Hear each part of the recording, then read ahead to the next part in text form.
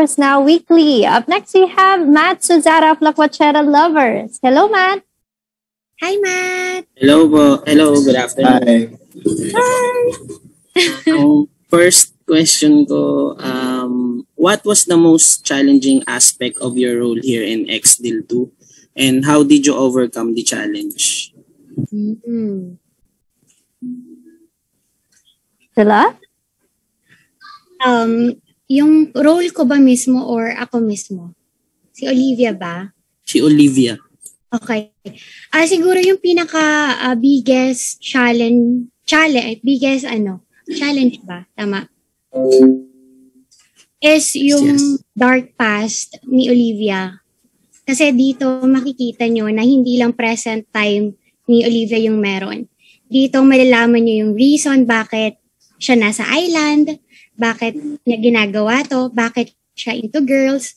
So, na-overcome niya yon by fighting for herself. Kasi isa rin sa mga natutunan ko dito sa movie na hindi porket babae ka, mahina ka. Na bilang babae, kailangan marunong or matuto tayong lumaban. Matuto tayong tumayo sa sarili natin. Ay, thank you. Thank you, Angela. Rob? Hello, sorry po. Ano po yung question? Question, what was the most challenging aspect of your role here in X-Deal 2? Siguro yung yung dapat hindi ka basta-basta pumapasok sa isang sitwasyon, lalo na kung hindi ka sigurado. Kasi hindi mo alam kung ano yung mangyayari or kung ano yung kahihinatnan kapag yun yung pinili mong desisyon.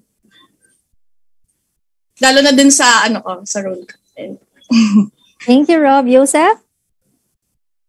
Most challenging na ginawa ni Peter.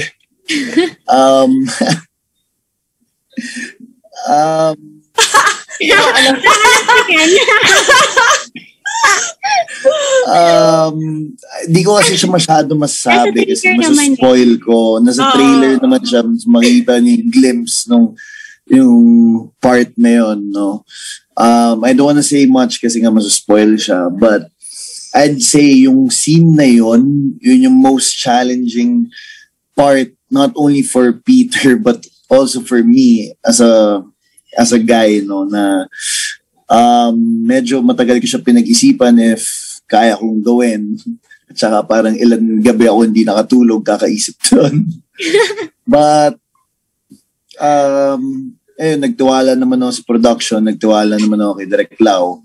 And so far, it turned out okay naman. Thank you po. Ang next question ko po, kunwari mangyari yung same scenario na to in real life, are you willing to make an ex-deal with your former lover? Siguro ako, personally, hindi. Kasi kapag ex na, yun. Pag pass na, you have to let go, live it. Ayoko nang balikan. Lalo na, sex yung ex-deal ninyo. Parang as babae, parang ikaw yung talo dun eh. Maraming pwedeng maagrabyado. Joseph? Ako, no din ako. No, dahil one, syempre, you have a girlfriend na. So you have to respect that. Respect her. And, ewan ko, parang as a person, ano bang makukuha mo pag ginawa mo pa yun, di ba? Like, I don't think na masasatisfy ka as a person. No. Baka maghiwalay pa kayo ng girlfriend mo. So, di ba? No, it's a no for me. Thank you so much, guys. Thank you. Thank you, Matt. Thank you very much. That was Matt Suzara of La Quachera Lovers. Okay, pause lang tayo. Quick pause lang before we continue with our question and answer. Here are our exciting and much-awaited Viva Max releases for this week. Huwag na magpakulit, panoorin ang newest Viva Max original film na Moonlight Butterfly. pilot episode ng newest Viva Max Original Youth series na The Seniors at of course marami pang iba. So before tayo mag-binge watch on these contents, let's go back to our Q&A first. Please stand by for our next batch. Aina and Jolly, Rise and Shine PTV, and Nestor Cuartera of Bulletin and Tempo. Our next question will be coming from Aina and Jolly of Rise and Shine PTV. Hello, good afternoon. Hello, Aina. Okay, moving on. Let me call in Nestor Cuartera of Bulletin and Tempo. Hello po, good afternoon. Please check your microphone. Okay, so we have here more questions from our press. So let me read it for you guys. Okay, let's start off with this question from Nestor Cuartero. How can doing sexy scenes improve your skills as actors? Let's start off with Rob. How can how sexy scenes can improve your skills as actors? Ano ba? Wait lang. Angela ka muna. Angela muna? So, Miss Jean, siguro ako, lalo na ito yung pinasok namin, yung pagiging sexy. Bawat project na natatanggap namin, nagkakaroon naman po ng improvement. Lalo na sa akin, kasi lalo na, ang daming lalo. Most character na nakukuha ko is girl to girl. So, sabi ko nga last press con, first time ko magkaroon ng intimate scene with a guy. So, nag-i-improve naman siya kasi marami ako natututunan. Lalo na yung mga position na ngayon ko lang na-discover na ginagawa pala ng both girls. Yun po. Thank you, Angela. Rob? I think same. Copy-paste. Kaya magagamit naman namin siya. Yeah. Project kung magkaroon ng same role. Ayun. Okay. Thank you, Mas ladies. improve pa. Thank you for sharing. And how about Joseph? In terms of acting skills, feeling ko malaking tulong rin naman kasi yung mga sexy scenes, yung mga love scenes namin. Because kailangan andun kasi yung connection nyo ng partner nyo eh. And like I said earlier na kailangan hindi rin kayo awkward sa isa't isa kasi once na maging awkward kayo sa isa't isa, makikita talaga yun sa screen. And yun talaga it's the connection. So it helps us as actors na while we're doing other scenes na aside from sexy scenes, love scenes, whatsoever, na, madali yung ma-build up yung connection namin dun sa partner namin. Kahit comedy pa yan, kahit drama pa yan, mabilis namin makukuha agad yung connection. Thank you. Thank you, Joseph. And that is a question from Nestor Cuartero. We have here a question from Ricky Calderon of The Freeman for Joseph. Ano ang reaction mo when you learn that you will be playing your first lead role in a Viva Max movie? Syempre, I was very happy, very thrilled. 14 years na ako sa industry and, finally, by God's time, binigay sa akin yung role na to. And Viva entrusted me to do it. So, syempre, I'm really honored. I'm really touched. Sana hindi ko sila nabigo, no? Ayun. Thank you, Joseph. For the two ladies, how is it working with Joseph? Angela? Ayusin niya yan. Grabe ka naman, Joseph. Ayun. Working with Joseph,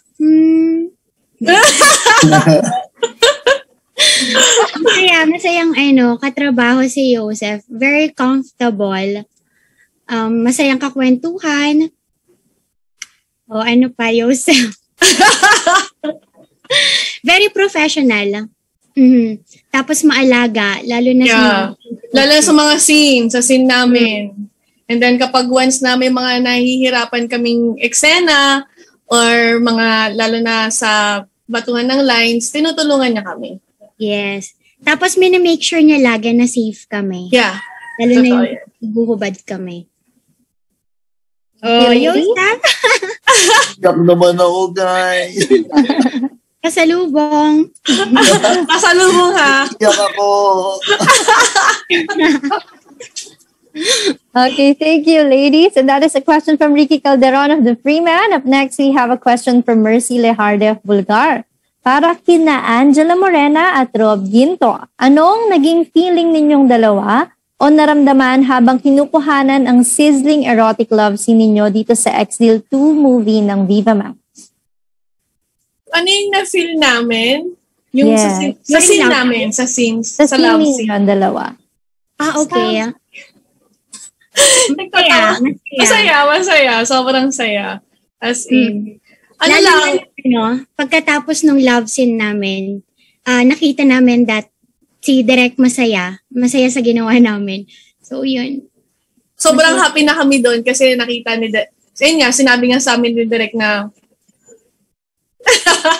very good. Very good. Congratulations, ladies. Okay. Next question tayo from Naz Tabares of Pelikula Mania.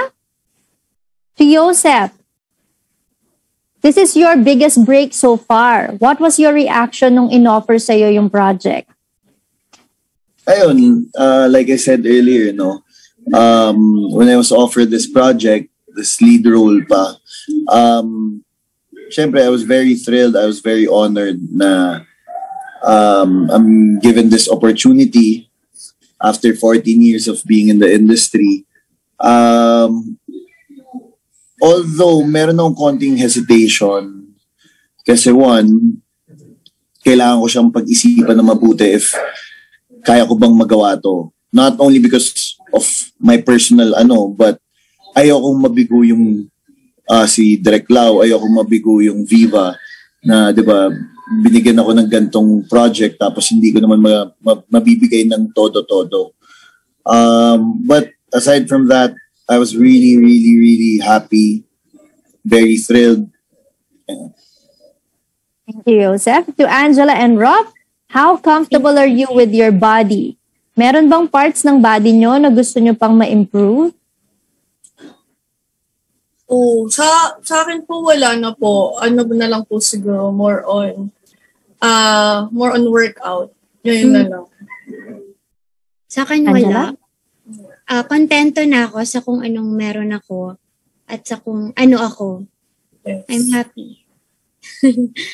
Thank you, ladies. That is a question from Naz Tabares of Pelikula Mania. This next question is from one of the press. To all, how is X-Deal 2 different from X-Deal 1? And how is it different from the other sexy films that you've starred in? Angela? Comparing X-Deal 1 sa X-Deal 2, malaki yung malaki yung difference. Kasi sa X-Deal 2, may mga scenes doon na or may mga eksena doon na hindi siya ginawa ng X-Deal 1. At mas maganda yung X-Deal 2 ngayon. Yung location, yung settings talaga, yung mga eksena namin, ang ganda. I swear. As in, talagang maano nyo talaga, masasabi nyo na, wow. As in. Kasi kami talagang, wow, Direk, ang ganda. Kahit kami, sobra talaga kaming na-amaze. At saka, kung napanood yung X-Deal 1, I think sa isang lugar lang sila Sa X-Deal 2 naman, ang naming lugar na pinuntahan para gawin yung mga eksena. Meron dito yung talagang aakyat kami ng napakataas. I think 195 steps yun. Or 197 steps. Talagang sobrang worth it yung pagod, yung pawis namin dito. And sabi nga namin, may mga add-ons din talaga dito sa mga eksena. Kaya ayaw naman namin masyadong sabihin kasi syempre parang namin ayaw na namin spoil. Thank you, ladies. Joseph, may gusto ka ba idagdag? Wala. Nasabi na rin nila yung sa XD1, sa XD2, ang daming pasabog nitong X-Deal 2 na wala sa X-Deal 1. So, yun yung mga kailangan yung dapat abangan. Yun. Abangan nating lahat yan. And another question, how was it working with Direk Lau? Direk Lau. Sobrang bait ni Direk Lau. As in. And kapag once na may nagkakamali kami, talagang tinatama niya kami. Pagdating sa mga eksena. Yes. And talagang sobrang protective din ni Direk Lau. Yes. Sobrang galing din ni Direk Lau kasi hindi siya titigil or hindi niya i-close yung eksena hanggat hindi niya nagugustuhan. Kasi si Direk Lau, alam ko, hindi lang siya director, siya din yung nag-e-edit. Yes. So parang, I'm so amazed na, Direk, paano mo nagagawa yun yung sa utak mo? Nasa utak mo na. Sabi, sobrang talino, grabe. Yun. Thank you, Angela. Joseph? And yung visions ni Direk Lau, na yung sa mga angulo ng kinukuha niya, napakadami ng angulo ng mga kinukuha niya for a reason. Tapos, syempre, unang beses namin makita yung trailer. Talagang sabi ko, okay, kaya pala napakarami niyang kinuhang angulo is because yun yung kinalabasan ng kanyang inano. And like what Rob said nga yun, Direk Lau is very, rin-respeto niya naman kami mga artista and he's very protective na, yun nga, syempre, kung hindi kami comfortable dun sa papagawa niya, okay lang din sa kanya. Tatanungin niya muna kami if okay lang ba sa amin gawin to do this, to hinihingi niya rin po yung opinion talaga namin. Hindi lang naman siya yung bastang sabing, kailangan niyo talaga gawin yan. Hindi. That's what I love about Direk. Yeah, he's listening to us. Yeah. Thank you. Okay, next question natin, how does it feel to film in a beach setting? What memorable activities did you do when off cam? When you guys are on off cam. Can you share with us something, Angela? Ano ba? Sabihin mo. Memorable, sabihin ko. Oo nga, sabi ko na to eh. Memorable yung naglalagayan kami ng plaster niya. Sabay kami maligo, ayan, ganyan. Pero the whole production naman, behind the scene, parang hindi nga trabaho yung ginawa namin, parang passion. Parang mo nasa bakasyon lang, sobrang gaan. As in lahat, maging staff, sobrang gaan na trabaho, tropa, ganon.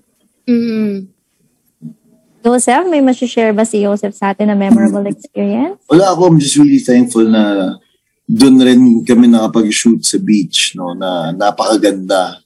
Napakaganda talaga ng mga island na napuntahan namin.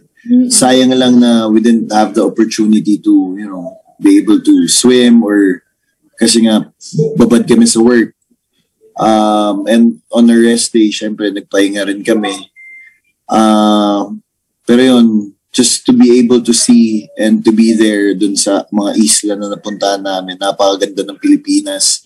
Ang dami ko pa palang hindi pa nakikita mga beach dito na napakaganda.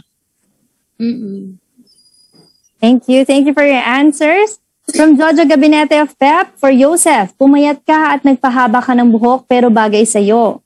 Part ba yan ng reinvention mo sa sarili bilang mature actor? At ano pa ang ibang preparations mo for the movie? May mga isinakripisyo ka ba to achieve that physical appearance? No, thank you. Hindi naman. Yung pagpapapayat ko kasi, it's more of, syempre, I'm just, nagising na ako sa katotohanan na napakalaki ko na pala dati. No? Tapos nag-pandemic pa. Mukha na akong balloon. Tapos, wala, I think it was time for me na rin to focus on myself for my health. Diba? And yung sa hair ko, hindi naman. Nagpahaba na rin ako ng hair before. Pero ito, nagkataon lang na humaba ulit siya. Hindi pala nagkataon. Tinamad lang ako magpagupit kasi dahil nga pandemic rin. So, pinahaba ko na lang siya and then, wala, parang mas marami kasi ng tao nagsasabi rin na may mas character sa akin yung gantong buhok than may short hair. So, ayun, preparations ko, wala, swerte lang din ako na nung time na inaccept ko yung project, na nagawa ko yung project, I was really into fitness na because I'm trying to pursue a fitness journey soon. So, kaya yun yung fina-focusan ko rin.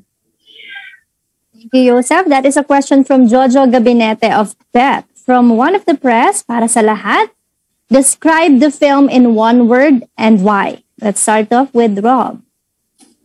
Describe someone wild. Wow. Why? Ayun nga, sabi nga namin, may mga eksena doon na talagang maso-surprise kayo na, ganun, wow. Mapapa-wow na lang. Mapapa-wow Okay, how about talaga. Angela? Surprising. Kasi maraming pasabog talaga yung X-Deal 2. Kasi hindi lang siya erotic May mga film, matututo. but it's also a drama film. Lalo na sa mga karakter, ang daming pasabog. Gulat kayo, ay, gawa niyo yun. Okay, may aabangan tayo. How about Joseph? Hot. Hot dahil sa mga eksena namin, sa mga pasabog, and wala, napakaganda kasi ng location at napakainit. Literal na mainit pala ang movie. Yes. Okay, thank you. Thank you, guys. And second question natin, what did you learn in the movie, especially in your character? Mm. Ayun, Mhm. Ayun, nabanggit ko kanina na, ayun nga, wag kang papasok sa isang bagay na alam mong makakasama. Kasi hindi mo naman alam kung makakasama o makakabuti. No? Makakabuti. So, kailangan mong pumili ng alam mong okay na walang maaapektuhan na ibang tao. Mhm. Ako, Sure, Angela? natutunan ko sa character ko as Olivia. Number 1 is all about women empowerment. Nasabi ko nga kanina, hindi porket babae ka, mahina ka. Dito mapapakita na yung babae marunong lumaban, marunong tumayo sa sarili niyang paa, at merong pinaglalaban. At pangalawa na natutunan ko is a girl, nagiging a woman of her words, na kapag sinabi niya, gagawin niya.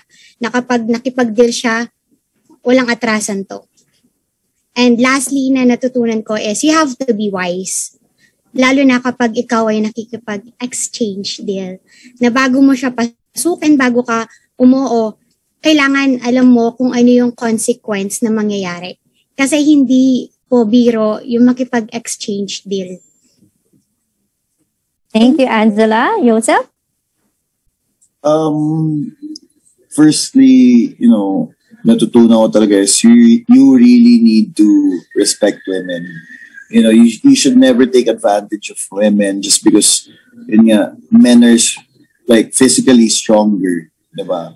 So you don't use that as an advantage over sa mga babae na masaktan mo physically. I'm really against that mga nananakit. And two, wag mo nang balikan yung tapos na. Just leave it there. Past is past na. It's nasa past na siya for a reason, diba? Unless it's something na makakabuti sa'yo, then go. Pero if hindi naman, kalimutan mo na siya. Thank you, Joseph. And